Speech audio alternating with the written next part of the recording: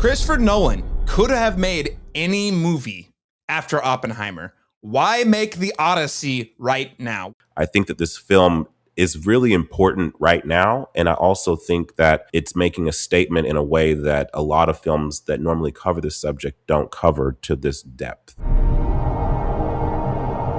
won the war. He's able to have this idea of peace and serenity and poetry kind of colliding with this rumination about the internal and external consequences of war. And I think that doing that in this context right now is very timely, as we are actively in a war, as we have actively been traumatized by past wars, as we're actively having conversations about the sins of those wars, how we ingest that material, what lessons we learn from that, if any. His army used the commonly held belief in goodwill, something they refer to as Zeus's law throughout the film multiple times. That is how Odysseus and the Greeks defeated the Trojans. They took that rule and turned it against them. Yeah, absolutely. I think it's the fallacy that comes with glory and questioning the idea of glory itself and what that actually means. We use these words like win and lose. What Nolan is trying to convey is we have people who are very obsessed with that without actually knowing at all what it even means. What Odysseus and Oppenheimer have in common is they're both geniuses who outsmarted the problem. But these are transgressions. You're transgressing against the commonly held laws and principles that you share with the Trojans. You're dehumanizing them. You're breaking those rules because your goal is more important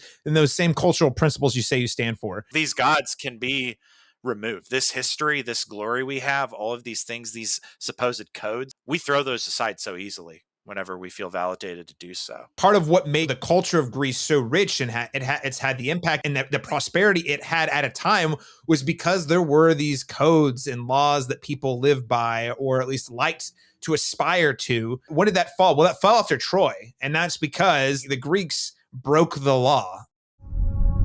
That world is gone. Like, it's not just, oh, this is going to affect my immediate family. It's going to affect Ithaca moving forward. It's going to affect the ideals we've upheld that made us great, all because I was selfish in the moment.